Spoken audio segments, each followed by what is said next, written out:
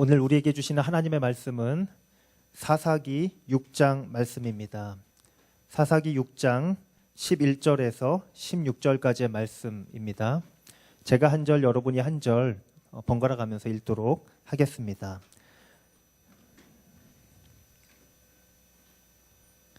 여호와의 천사가 아비에셀 사람 요아스의 땅인 오브라에 와서 떡갈나무 밑에 앉았습니다. 그때 요아스의 아들 기드온은 미디안 사람에게 들키지 않으려고 포도즙 짜는 큰 통 속에서 밀을 타작하고 있었습니다. 여호와의 천사가 기드온에게 나타나 말했습니다. 그대 용맹스러운 용사여, 여호와께서 너와 함께 하신다. 기드온이 그에게 말했습니다. 내 주여, 여호와께서 우리와 함께 하신다면 왜 우리에게 이 모든 일이 일어나는 것입니까? 여호와께서 우리를 이집트에서 구출해내지 않으셨습니까? 라고 우리 조상들이 우리에게 말했는데 그분의 모든 기적들은 어디에 있습니까? 지금 여호와께서 우리를 버리고 미디안 사람들의 손에 우리를 넘기셨습니다.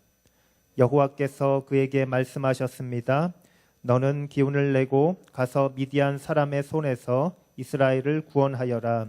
내가 너를 보내는 것 아니냐? 기드온이 그에게 말했습니다. 내 주여, 내가 무엇으로 이스라엘을 구원할 수 있겠습니까? 보십시오. 내 집안은 므낫세 가운데 가장 작고 나는 내 아버지의 집에서 가장 어린 사람입니다. 여호와께서 그에게 말씀하셨습니다. 내가 너와 함께 할 것이니 너는 미디안 사람들을 한 사람을 치듯이 무찌를 것이다. 아멘. 아멘. 오늘 우리에게 주신 하나님의 말씀 사사기 6장 11절에서 16절까지의 말씀 일어나라 라는 제목으로 우리 김영창 목사님께서 나오셔서 말씀 전해주시도록 하겠습니다.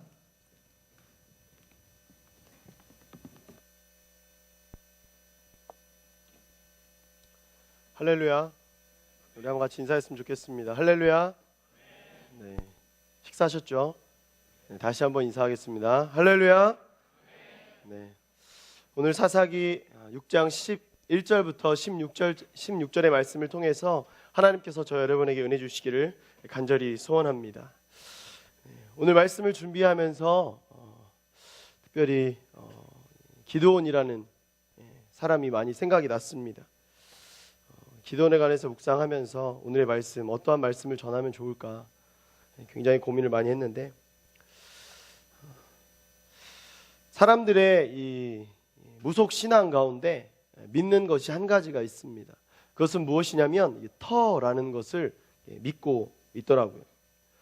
가정에 나쁜 일이, 안 좋은 일이 생긴다거나 혹은 몸에 건강에 이상이 생긴다거나 하던 사업이 잘 이루어지지 않을 때 많은 사람들이 우리 집에 터가 별로 좋지 않은가, 이것에 대해서 많이 의심을 하더라고요.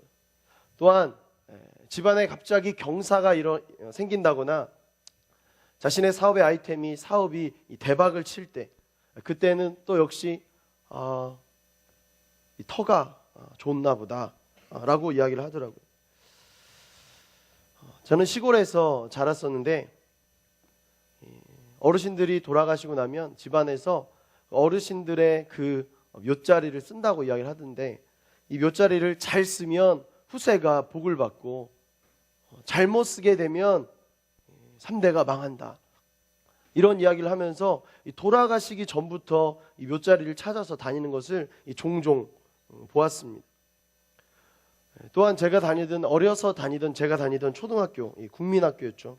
이 국민학교에는 이상한 소문이 있었습니다. 그것은 밤이 12시가 되면 이순신과 동네 귀신들이 함께 어울려서 싸운다라는 그러한 소문이 있었죠.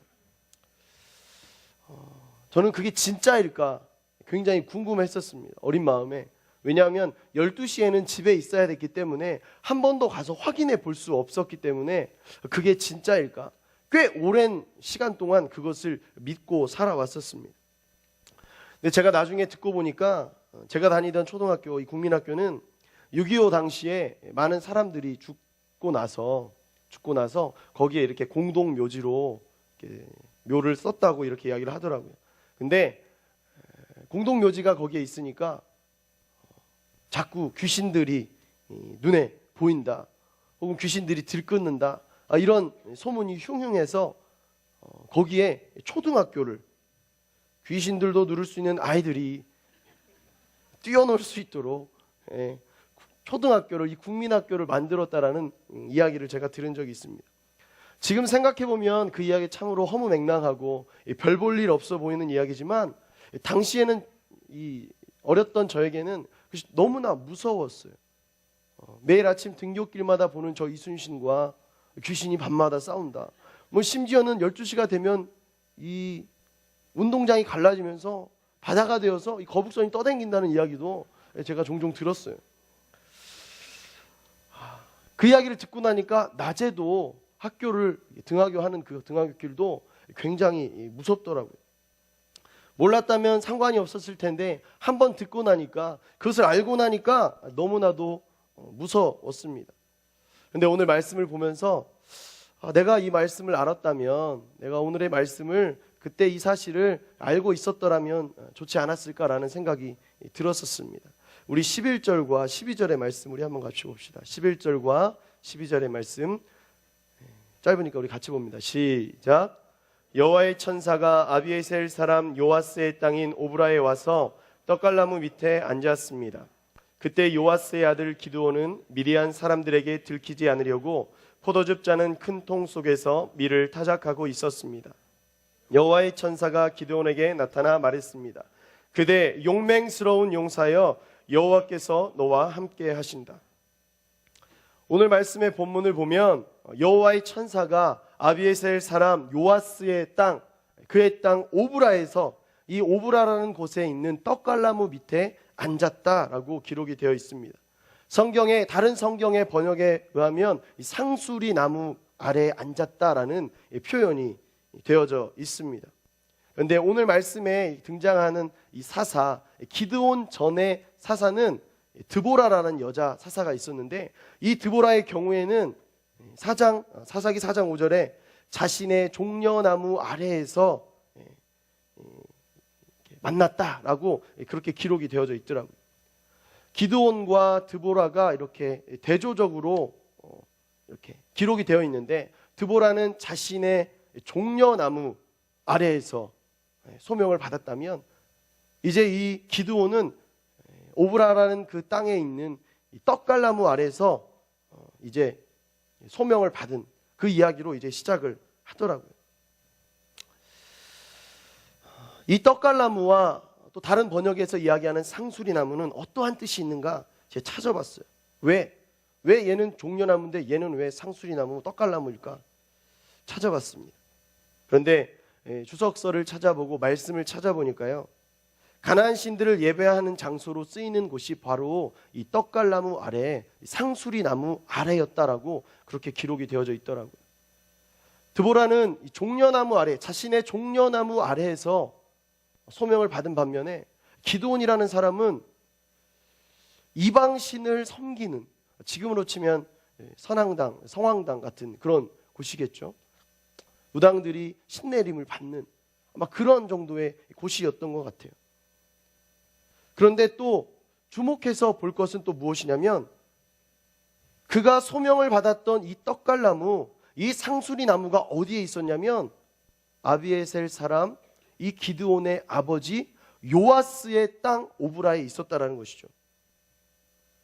이것만 봐도 그의 아버지가, 그의 가문이 얼마나 이 우상 숭배에 빠져 있었는지를 알 수 있겠더라고요. 그런데 이러한 곳에, 이 떡갈나무 아래에, 이 상수리나무 아래에 여호와의 천사가 기드온을 찾아왔다라는 것이죠.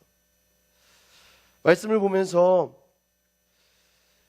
길공동체와 또 한성대에 또 연결을 해서 저는 늘 생각을 하기 때문에 이 생각이 되어지더라고요. 지난주에 제가 이곳에서 예배를 드릴 수 있도록 허락해 주신, 도움을 주신 권사님께 감사하다는 인사, 여러 인사를 드리면서 성북구를 위해서 기도하겠다고, 한성대를 위해서 기도하겠다고, 이곳을 다 접수하겠다고 그렇게 이제 말씀을 드렸는데, 이 한성대학교가 세워지기 전에 이곳에 어떤 곳이었는지에 대해서 제가 듣게 됐어요. 예전에 이곳에 연못이 있었다라고 이야기를 하시더라고요. 연못이 있었고 산과 연못이 어우러진 이곳에 무당들이 신내림을 받던, 구슬을 하던 그러한 장소였다라는 이야기를 들었어요. 또 제가 알고 있던 다른 이야기는 무엇이었냐면, 여러분 삼선교라고 들어보신 적 있죠? 삼선 짜장 말고 여기 근처에 있는 삼선교라는 게 있죠. 이 삼선교도 세 명의 선녀가 오르락 내리락 하는 그러한 뜻에서 이렇게 지어진 다리의 이름이라고 이야기를 하더라고요. 이런 것들을 들어보면서 나는 왜 길공동체를 하나님께서 이 한송대로 보내셨을까, 굉장히 그것에 대해서 요즘 많이 고민하고 있거든요. 근데 그 이야기를 듣고 나서, 또 오늘의 본문을 듣고 나서, 하나님께서 우리를 한성대로 부르신 이유, 나를 이곳에 예배자로 세우신 이유가 무엇일까 단박에 알 수 있게 되었습니다. 기드온을 부르셨던 하나님은 우리를 드보라처럼 종려나무 아래로 부르신 것이 아니라 기드온처럼 우상 숭배를 하던 그 떡갈나무 아래, 우상 숭배를 하던 이곳 땅 가운데 우리를 이 한성대에서 기드온과 같은 사람으로 우리를 불러주셨다라는 생각이, 이 마음이 강하게 들더라고요. 사실 제가 전에 처음 왔을 때 새신자의 마음으로 밑에서부터 혼자 지하철을 타고 온 적이 있다고 말씀드렸었습니다. 그때 왔을 때 예배 드리러 내가 새신자라면, 인터넷을 검색해서 한성대를 찾아서 오는 사람이라면 안내를 쓸 수 없기 때문에 이거 굉장히 찾아오기가 어렵겠다라고 생각을 했었습니다. 찾아오기도 힘들고 예배를 드리는 것도 굉장히 쉽지 않지만, 하나님께서 이곳으로 우리를 부르신 이유는 떡갈나무 아래에서 기드온을 부르셨던 것처럼 이곳에서 우리를 큰 용사로 부르기 때문에, 부르고 계시기 때문이라는 것을 알게 되었습니다. 미디안의 손에서 민족을 구원한 기드온처럼 복음의 불모지인 이 캠퍼스와 또 무당들이 굉장히 많은 이 성북구 가운데 우리를 구원의 용사로, 기드온으로, 예배의 용사로 보내주셨다는 사실이죠. 사실 오늘 말씀 11절부터 16절까지 말씀을 봤는데, 16절 이후의 본문의 말씀을 보면, 17절부터 21절까지의 말씀을 보면, 기드온은 이 떡갈나무 아래에서 우상신들의 제단이 쌓고 있었던 이곳에서 하나님을 예배하는 그 제단을 쌓는 것을 보게 됩니다. 또한 계속해서 보게 되니까요, 24절에 이곳을 두고 여호와 샬롬이라고 이야기를 하더라고요. 아니, 이방 신상들이 있던 곳, 이방의 우상들을 위해서 예배를 드리던 그곳에서 하나님이 기드온으로 하여금 예배하게 하시고, 그것이 평안한 곳, 여호와 샬롬이라고 그렇게 명령하시더라고요. 하나님은 분명한 것은 나로 하여금, 지금 이곳에 앉아있는 우리로 하여금 여호와의 큰 용사로, 용맹한 용사로 우리를 부르시는 분이십니다. 비록 나의 상황이, 조건이, 상태가 그 부르심에 합당하지 않다고 생각할 때도 있습니다. 그런데 분명한 것은 이곳에서 예배하게 하시는 분이, 이곳으로 나를 불러주시는 분이 바로 아버지 하나님이시라는 그 분명한 사실, 변치 않는 그 사실이 있다는 것이죠. 때로는 내 상황이, 내 상태가 별로 좋지 않아서 하나님, 내가 예배하는 것이 참 어렵습니다. 하나님께 나아가는 것이, 하나님의 그 부르심에 순종하는 것이 사실 조금 어렵습니다 라고 하나님께 이야기할 때가 있습니다. 투정 아닌 투정을 할 때도 있죠.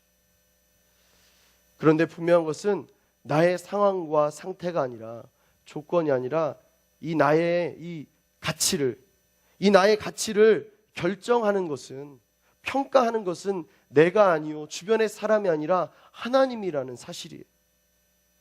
하나님이 나를 용사로 불러주셨으면 내가 아무리 찌질한 상태라 할지라도 나는 용사인 거예요. 하나님이 나를 용맹스럽다 이야기하시면 내가 아무리 겁이 많고 두렵다 할지라도 나는 용맹스러운 용사가 되는 거예요.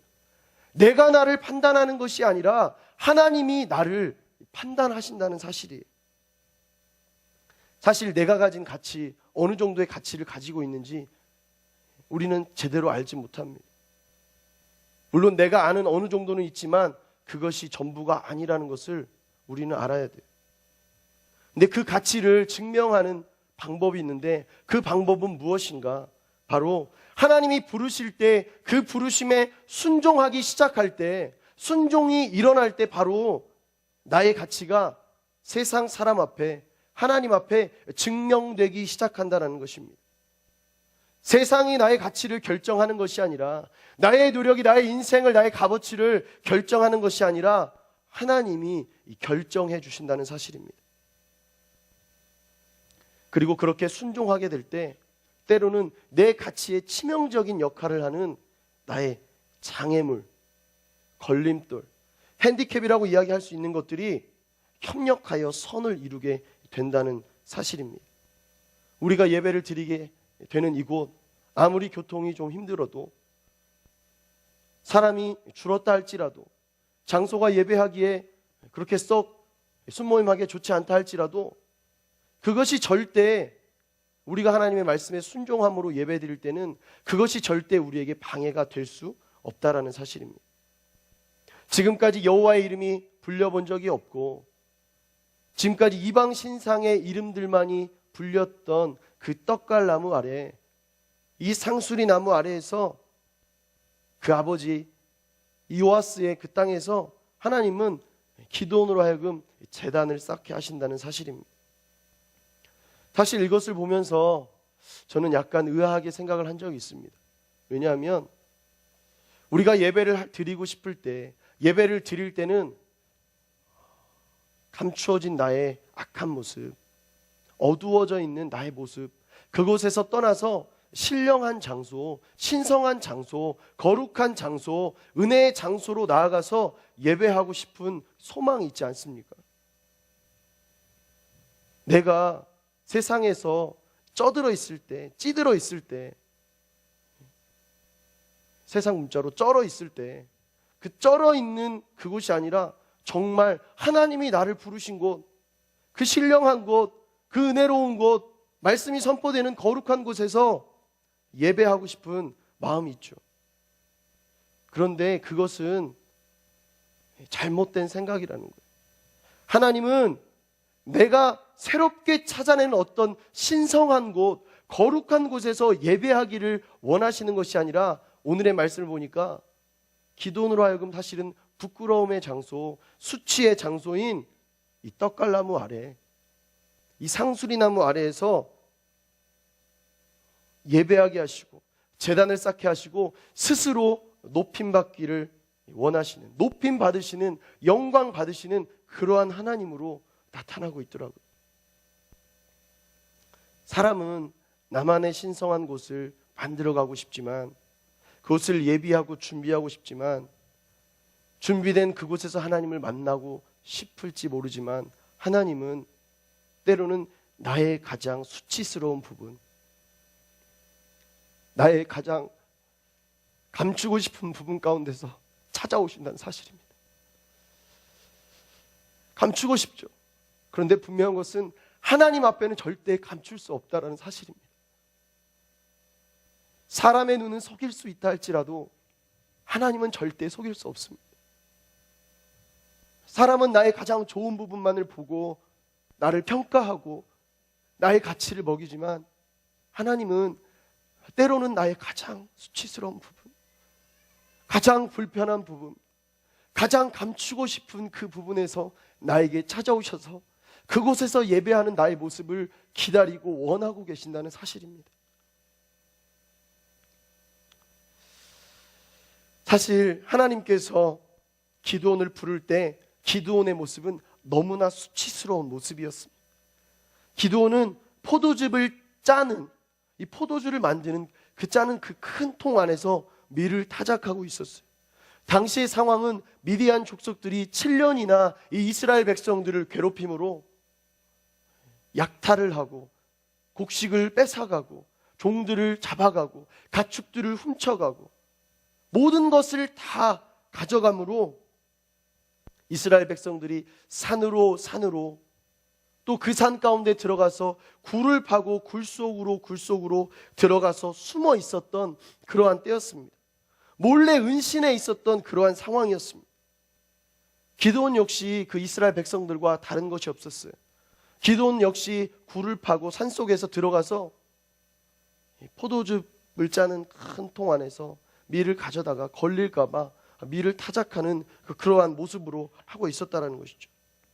사실 제가 말씀을 보니까요, 또 여러 가지 주석들을 찾아보니까 이스라엘 백성들이 밀 타작을 할 때는 이 바람이 부는 장소에서, 넓은 장소에서 밀을 털어서 그것들이 겨는 이 쭉정이들은 날아가게 하고 알곡들은 모이게 하는 것이 정석인데, 사실 지금 굴 속에서 이 바람이 불지 않는 산 속에서 통을 가져다가 그 안에서 밀을 타작하고 있는 기드온의 모습.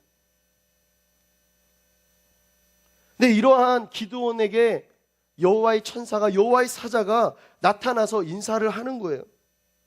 12절 말씀에 그대 용맹스러운 용사여, 여호와께서 너와 함께 하신다. 다른 번역에서는 큰 용사여, 여호와께서 너와 함께 하시도다라고 말하고 있더라고요. 무슨 의미에서 용맹스러운 용사고 어떠한 모습을 쳐다보고 바라보고 큰 용사라고 이야기하는지 모르겠지만, 이 여호와의 천사의, 이 여호와의 사자의 말은 기드온을 어찌 보면 약 올리는 것 같아 보이지만, 그렇지 못한 모습을 가지고 있는 기드온에게 이제 앞으로 너가 이러한 사람이 될 것이다 라고 약속하고 선포하는 것 같더라고요. 사실 기드온은 대단한 사람이 아니고 대단한 장소도 아니었기 때문에 그곳에서 여호와의 천사가 나타나서 이야기를 할 때에 신뢰가 일어나지 않았습니다. 그것을 믿을 수가 없었어요.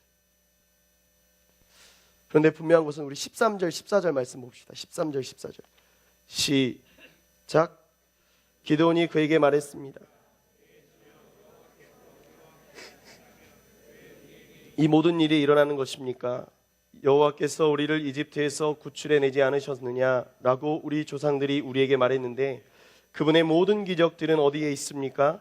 지금 여호와께서 우리를 버리고 미디안 사람들의 손에 우리를 넘기셨습니다. 여호와께서 그에게 말씀하셨습니다. 너는 기운을 내고 가서 미디안 사람의 손에서 이스라엘을 구원하여라. 내가 너를 보내는 것이 아니냐. 용맹한 용사, 큰 용사라고 여호와의 천사가 나타나서 기드온에게 이야기했을 때 기드온의 반응은 어떠한 반응이었습니까? 아, 예, 알겠어요.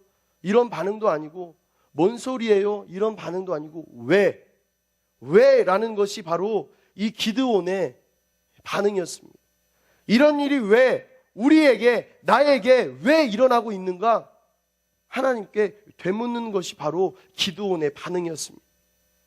그런데 말씀을 보니까요, 기드온이 왜 이런 일이 나에게 일어나고 왜 이런 일이 우리 민족에게 일어나는가, 우리 가정에 일어나는가 라고 따지는 이 기드온에게 여호와의 천사가 대답을 하는데, 그의 대답은 이스라엘을 구원하기 위해 내가 너를 보내는 것이 아니냐 라고 이야기를 하더라고요. 사실 이 말씀을 보면서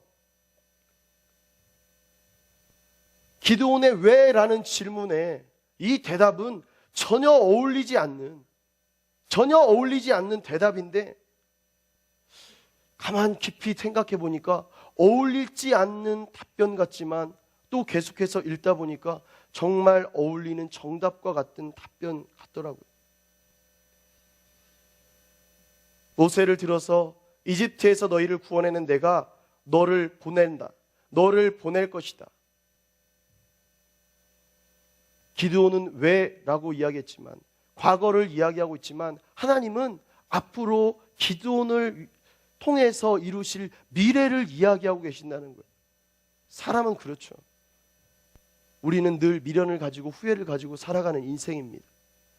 그런데 하나님은 과거를 기억하지 않는다는, 이전 일은 지나갔으니 보라 새 것이 되었도다. 너희는 이전 일을 기억하지 말라고, 우리를 날마다 새로운 피조물이라고 불러주시는 그 하나님은 지나간 과거의 기드온은 기억하지 않으시고 앞으로 기드온의 모습만을 기드온에게 말씀하고 계시다는 사실이죠. 큰 용사, 용맹스러운 용사로 불리운 이 기드온은 사실 지금의 자기의 모습이, 지금의 자기의 상황이 전혀 큰 용사, 용맹스러운 용사라고 불리울 만한 상황이 아니라는 것을 너무나 잘 알고 있었습니다. 알고 있는 것뿐만 아니라 자신의 처지를 비관하고 또 비관할 수 있는 그러한 사람이었어요. 그렇기 때문에 아마 왜라고 이야기하면서 여호와의 천사에게 자신의 불만들을 토해냈는지도 모르겠습니다. 어찌 보면 잘 들어보니까 나의 상황을 너무나 비꼬는 것 같아서 화가 나서 그렇게 대답했는지도 모르겠어요. 그런데 우리가 알아야 될 것은 아까도 이야기했지만 우리의 가치를 결정하는 것은 나의 상황이 아니라는 거예요. 나의 가치를 결정하는 것은 나의 조건이, 상태가 아니라는 거예요. 하나님이 나를 불러주셨으면 그것이 나의 가치인 거예요. 하나님이 나를 평가하시면 그것이 나의 가치라는 거예요. 전혀 크지 않은 사람인데도 큰 용사다, 용맹한 사람이다 라고 불러주시면 나는 그 사람인 거예요. 나는 그러한 사람이 되어가고 있는 것이라는 것입니다. 저는 그렇게 생각합니다. 사람의 가치는 타고나는 운명도 아니고 스스로의 노력에 의해서 결정되는 것도 아니고 우리의 값어치는 하나님께 달려있다라는 거예요. 우리의 인생의 정답은 내가 결정하는 것이 아니라 하나님이 결정하신다는 거예요. 여러분, 아무리 시험을 잘 보면 뭐합니까? 그 시험지를 잘 풀어내면 뭐합니까? 출제자가 생각한 정답을 도출해내지 못하면 그 시험 점수는 기대하기 어렵다는 거예요. 우리가 아무리 열심히 살면 뭐합니까? 아무리 내가 생각해서 큰 사람, 위대한 사람이 된다 한들 하나님이 보시기에 그렇지 않다면 그렇지 않은 거예요.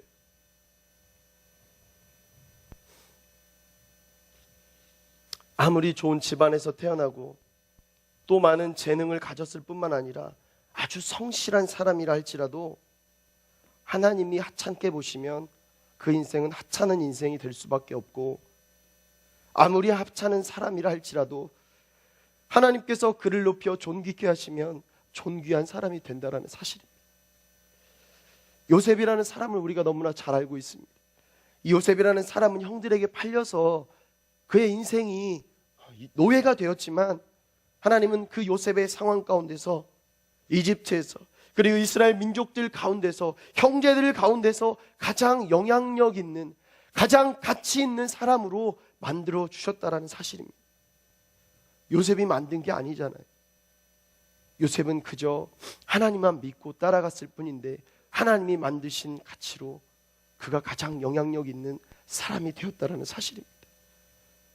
반복적으로 이야기하지만 내 가치는 내가 결정하는 것이 아닙니다. 나의 노력으로 그것이 결정되는 것이 아니에요. 나의 값어치는 바로 하나님이 부르실 때에, 그 부르시는 하나님께 순종할 때에 나의 가치가 결정되기 시작한다는 사실입니다. 오늘 말씀 가운데서 하나님의 부르심에 기드온이 순종하기 시작하더라고요.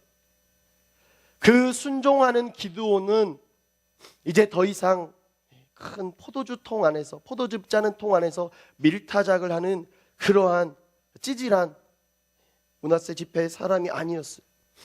이제 더 이상은 작은 자가 아니에요. 이제는 큰 용사가 되기 시작한다라는 거예요. 사실 모세라는 사람을 우리가 너무나 잘 알고 있습니다. 이 모세라는 사람은 하나님께서 이 사람을 들어서 이스라엘 민족들을 이집트에서 구원해낸 그 민족의 위대한 리더, 이 모세라는 사람을 우리는 너무나 잘 알고 있죠. 그런데 하나님은 이 모세가 젊을 때, 용맹할 때, 이집트 공주의 아들로 길리움 받고 있을 때 하나님은 이를 부른 것이 아니라 살인자의 누명을 쓰고 광야를 배회하고 있을 때, 목동으로서 미디안 광야 가운데 있을 때 그를 부르셨다는 거예요. 젊음을 전혀 자랑할 수 없는 80세의 노쇠한 그 나이에 그를 부르셔서 민족의 지도자로 삼으셨다는 거예요. 하나님은 성경을 어디를 봐도 값어치가 분명한 사람을 부르시지 않더라고요. 하나님은 사람들로 하여금 저평가받는, 값어치가 없다라고 평가받는 사람들을 부르셔서 사용하시더라고요. 혹시 내 자존감이 바닥을 치고 있는 분이 있습니까? 자존심과 자존감은 다른 것이죠. 자존심은 높아 보이지만 자존감은 혹시 바닥인 사람이 있습니까? 나의 상태와 나의 조건이, 나의 배경이, 나의 상황이 바닥을 치고 있는 분이 있습니까? 나의 존재가 희미해져 가고 있다고 생각이 들고 나의 존재가 아무도 나를 알아주지 않는다고 생각이 되어질 때, 그러한 생각이 들 때 그 가치, 나의 존재의 이 값어치가, 존재의 의미가 하나님께 있음을 알고 하나님께 속히 나와야 할 것입니다. 진정으로 존귀함을 받는 존재가 되고 싶다면, 진짜로 가치가 있는 인생이 되고 싶다면 먼저 하나님께 존귀함을 받는 인생이 되어야 한다는 사실입니다. 저는 여러분이 그러한 사람들이 되었으면 좋겠어요. 세상의 평가에 기분이 좋아지고 기분이 나빠지는 인생이 아니라 하나님의 부르심에 순종하며 하나님의 평가에 순종하며 나아갈 때 우리의 온전한 기쁨이 일어났으면 좋겠어요. 우리의 온전한 존재의 가치가 증명이 되었으면 좋겠습니다. 우리는 너무나 잘 알고 있죠. 내 인생 가운데, 내 삶의 모습 가운데 하나님이 내 인생의 정답이라는 것을 너무나 잘 알고 있습니다. 하나님이 인도해 주시는 대로 살아가는 사람이 되기를 원합니다. 하나님 말씀하옵소서, 내가 그 말씀을 듣겠습니다. 그런데 우리는 정답을 아는 것에서 그쳐서는 안 된다는 거예요. 듣는 것에서 그쳐서는 안 된다는 거예요. 정답을 알았으면 정답대로 살아갈 수 있는 것이 바로 정답 인생이라는 것입니다. 아는 것에서 그치는 신앙이 아니라 아는 것을 삶으로 살아드릴 수 있는, 내가 가진 이 시간 내 것이 아니라 하나님의 것인 것으로 알고 하나님의 시간을 살아드릴 수 있는 믿음의 사람이 되어야 한다는 사실입니다. 우리 15절과 16절의 말씀 봅시다. 15절 16절 시작.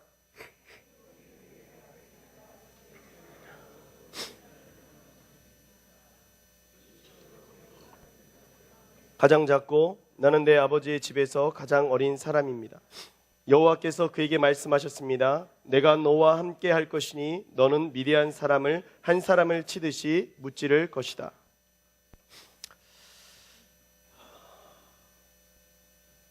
떡갈나무 아래에서, 이 상수리 나무 아래서 여호와의 천사로 하여금 여호와의 그 부르심을, 소명을 들은 이 기드온이 소명을 확신하는 찰나에 머릿속을 스치는 게 한 가지가 있었습니다.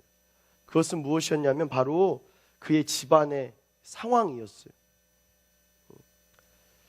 그의 집안은 이스라엘 민족 가운데 가장 연약한 지파인 므낫세 지파 가운데 하나였고, 그의 아버지 요아스는 그 가운데 가장 연약하다라고 기록이 되어져 있으며 자신은 그러한 집안의 가장 어린 사람이라고 이야기를 하더라고요.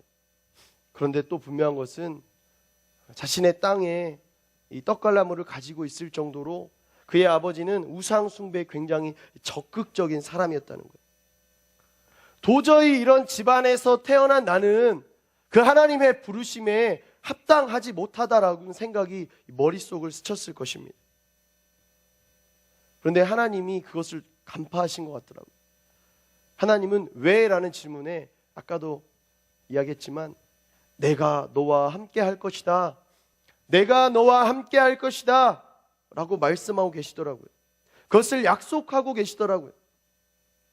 메뚜기 떼와 같은 이 많은 이 미디안 족속들을 한 사람을 치듯 할 것이다 라고 이야기를 하고 계시더라고요. 도저히 믿을 수 없는 것이죠. 왜냐하면 우리 집은 진짜 연약한데, 우리 집은 우상을 섬기던 집안인데 내가 어떻게 하나님의 일을 하는 사람이 될 수 있냐는 것이죠. 그런데 이러한 기드온에게 내가 너와 함께 할 것이다 라는 그 말씀을 듣고 기드온이 순종하기 시작할 때, 믿음으로 확신을 가지고 나아가기 시작할 때 놀라운 일이 일어나기 시작한다라는 것이죠. 소명을 확인한 후에 이제 이 다음 구절을 보니까요, 기드온은 여호와의 이 천사의 명령을 따라서 그의 아버지의 집에 있던 바알의 단을 헐고 아세라 목상을 쪼개는, 찍어버리는 그러한 일을 하게 됩니다. 그런데 이 일의 결과를 통해서 기드온은 성읍에 이 바알 신상과 아세라 목상을 섬기던 모든 사람들로 하여금 분노를 사게 된 거예요. 분노를 사게 돼서 이제 생명의 위협을 느끼는 상황까지 오게 되었습니다. 6장 25절부터 30절까지 그게 기록이 되어져 있습니다. 그런데 그때에 그가 순종함으로 그의 집안 가운데 이를 벌였을 때 기적이 일어나더라고요. 자기가 지금 하나님의 부르심에 순종하는데 어떻게 보면 가장 걸림돌이 되는 것은 무엇이겠습니까? 바로 가정이에요. 가정. 우리 집은 우상이 있고 그 우상에 제단을 쌓는 떡갈나무가 있는 땅을 가지고 있는 우리 아버지인데, 내가 하나님의 일을 할 때 어떤 권위가 쓸 수 있겠습니까? 내가 하나님의 사람이다, 나를 따르라 라고 이야기할 때 어떠한 권위가 서겠냐는 거예요. 너는 네 아버지나 잘해. 너는 너의 가정부터 다스려. 예전에 장신대를 다닐 때 면접을 볼 때 선교학 교수님이 계셨어요. 그 교수님은 면접의 질문은 단 한 가지였어요. 순교할 수 있냐? 신대원 아직 들어오지도 못한 사람한테 순교할 수 있냐? 대답을 못하면 준비가 덜 됐다고 떨어뜨리는 것이고, 예라고 이야기하면 옆에 있는 교수님이 진짜 맞냐고, 거짓말 하지 말라고, 어느 장단에 맞춰야 될지 모르는. 그 교수님의 질문이 또 한 가지 있어요. 가정은 다 믿냐? 믿지 않습니다. 그럼 가정부터 전도하고 다시 공부하십시오. 열정을 가지고 신대원에 들어가려고 하는 사람에게 가장 큰 걸림돌은 재정도 아니고 사람도 아니고, 그가 지금까지 길리움 받았던 가정이 걸림돌이 될 때 얼마나 마음이 어렵겠습니까? 그런데 오늘 말씀에서 기드온이 바로 그런 상태인 것이죠. 기드온의 집은 이 요아스가 우상을 숭배하던 사람이라니까요. 바알 신상과 아세라 목상을 가지고 있던 사람이라니까요. 사실 가장 걸림돌은 이것을 쪼개서 분노를 샀던 인근의 마을 주민들이 아니라 바로 아버지인 거예요. 아버지가 들고 일어나서 네가 감히, 너까지 게 감히 라고 이야기하면 어떻게 되겠습니까? 그런데 말씀을 보니까요, 가장 걸림돌이 될 것 같았던 그의 가정이, 그의 아버지가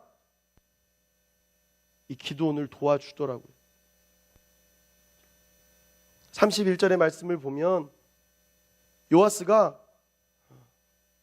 당신들이 그렇게 안타깝게 생각하는 이 바알 신상과 아세라 목상이 살아있으면 이것을 쪼갠 기드온이 큰 일을 당하지 않겠냐.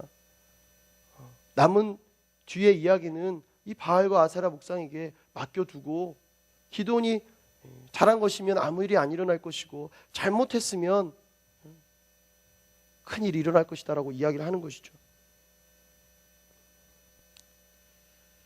사실 저는 이것을 보면서 내가 너와 함께 할 것이다 라고 약속하셨던 그 하나님의 약속은 참이다, 정말이다, 진짜라는 것을 알게 되었습니다. 여러분 전도해 보셔서 알겠지만 가족을 변화시킨다는 것이 제일 어렵죠. 가족과 완전히, 그의 아버지와 완전히 반대되는 행동을 했을 때에 어떻게 아버지가 이 기드온의 편을 들어줄 수 있겠습니까? 그런데 오늘의 말씀에서는 편을 들어주더라는 것이죠. 이것은 하나님의 간섭, 하나님의 개입이 아니고서는 절대 일어날 수 없는 상황입니다. 네, 이것을 볼 때에 분명한 것은 우리가 하나님의 명령을 가장 최우선으로 순종할 때 예상치 못한 곳에서 반드시 하나님의 도우심이 일어난다라는 것을 우리가 알 수 있다는 사실입니다. 기드온에게 있던 가장 가깝고도 가장 거대했던 걸림돌, 장애물, 그 아버지가 가장 큰 자기의 힘이 되는 그러한 순간이라는 것이죠. 말씀을 정리하겠습니다. 하나님은 우리가 어려움에 놓여 있을 때 절대, 우리가 부르짖을 때 절대 고아와 같이 내버려 두시는 분이 아니십니다. 그리고 오히려 내가 가장 어렵고 힘든 상황 가운데, 그리고 내가 수치와 부끄러움으로 생각하고 있는 그 장소로 직접 찾아오시는 분이시라는 거예요.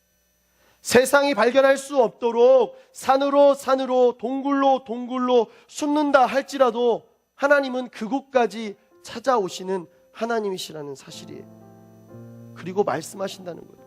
큰 용사야, 용맹스러운 용사여, 낮아질 대로 낮아져 있고 무너질 대로 무너져 있는 나의 가치를, 나의 존재를 내가 끌어올리는 것이 아니라 하나님께서 증명해 주시고 그 가치를 끌어올려 주신다라는 사실입니다. 하나님이 함께 하시면 미약한 자도 가장 강한 용사가 될 수 있습니다. 하나님이 함께 하시면 미천한 사람도 존귀한 사람이 될 수 있어요.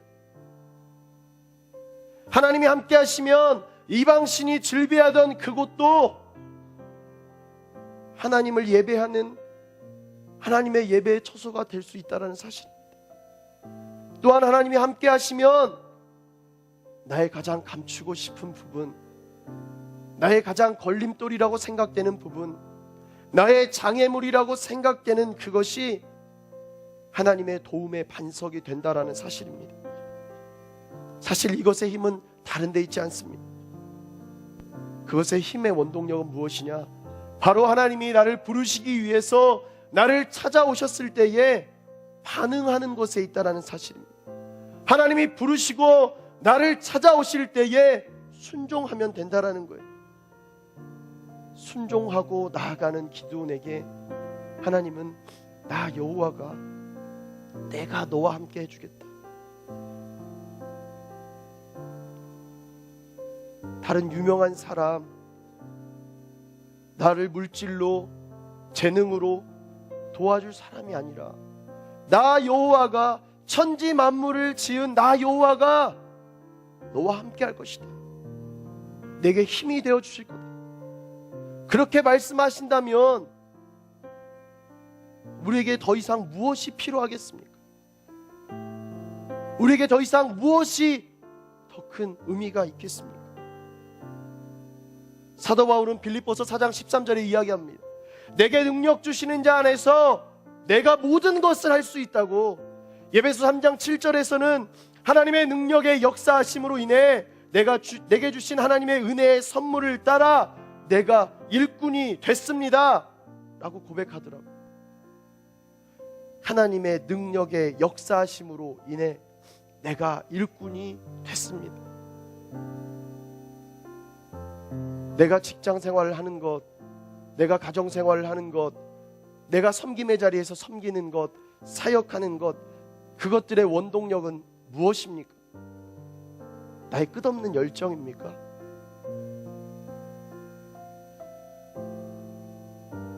나의 끝없는 체력입니까? 아니에요. 그 열정의 불씨를 제공하여 주신 분은 하나님이시고 그 체력에 힘을 더하여 주시는 분은 아버지 하나님이라는 사실입니다.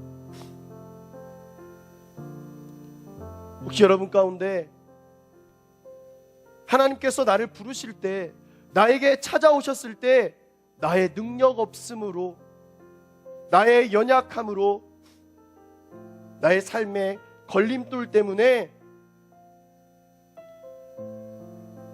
하나님께서 부르시는 그 부르심과 사명을 멀리한다면 그것은 핑계에 지나지 않는다는 거예요.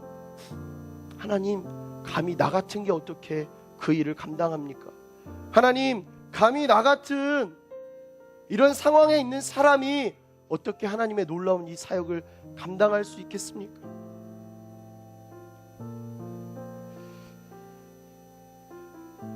하나님 앞에서는 너무 겸손한 것도 불순종입니다.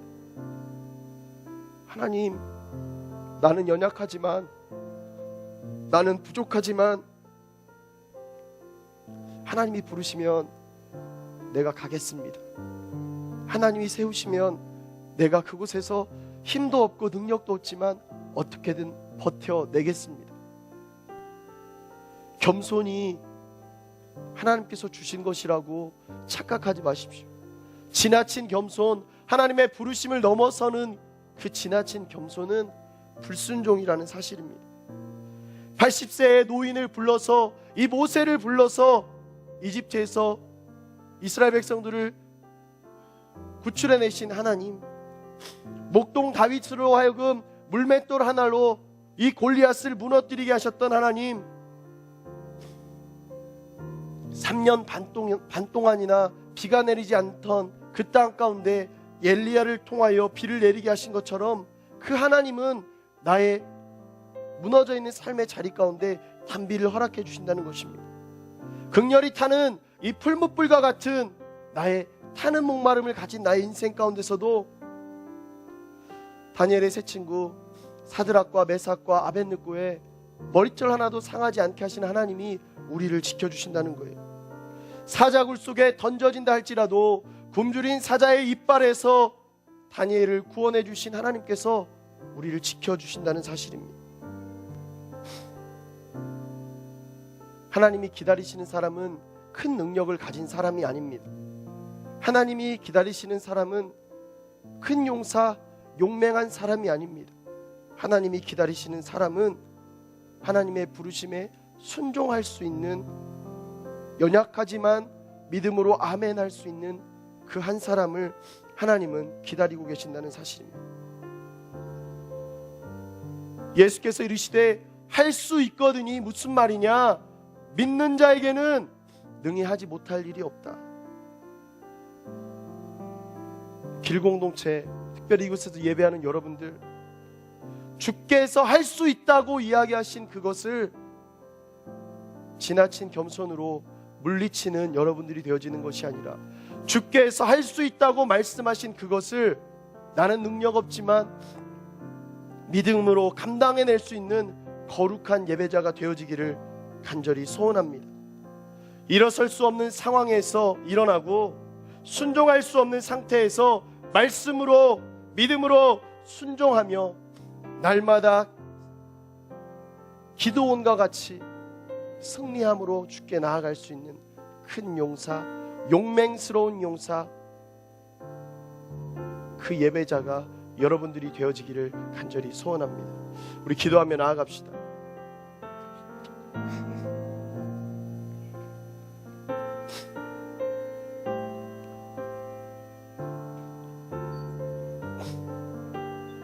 이 시간 우리 간절히 기도하며 나아갑시다. 이 시간 한 가지 기도하고 나아갈 때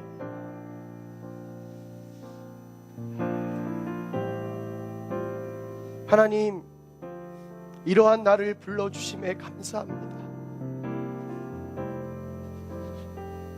이곳 한성대에서, 길공동체에서 하나님을 예배하는 예배자로 나를 불러주심에 감사합니다. 나의 상황을 보면, 나의 상태를 보면, 나의 조건을 보면, 나의 죄악의 모습으로 인하여 예배할 수 없는 사람임에도 불구하고 예배의 자리로 나를 불러주심에 감사합니다. 은혜의 자리로 불러주심에 감사합니다. 또한 하나님, 감사한 것은 순종할 수 있는 마음을 허락하여 주심에 감사합니다. 주께서 부르시는 이 예배의 장소로, 하나님이 보내시는 세상의 자리로, 가정으로, 학교로, 직장으로 순종함으로 나아갈 수 있는 순종의 마음을 허락하여 주시니 감사합니다. 나는 연약하지만, 나는 부족하지만 큰 용사야, 용맹스러운 용사여, 나를 불러주시니 감사합니다. 이 시간 우리 진심으로 간절히 기도하며 나아갈 때, 하나님, 세상의 평가에, 세상의 시선에 나의 눈을, 나의 마음을 빼앗기지 않도록 주여 역사하여 주시옵소서. 하나님, 하나님이 평가하시는 나의 가치가 나의 진정한 나의 모습이며 나의 가치임을 알아갈 수 있는 믿음의 거룩한 자가 될 수 있도록 아버지 역사하여 주시옵소서.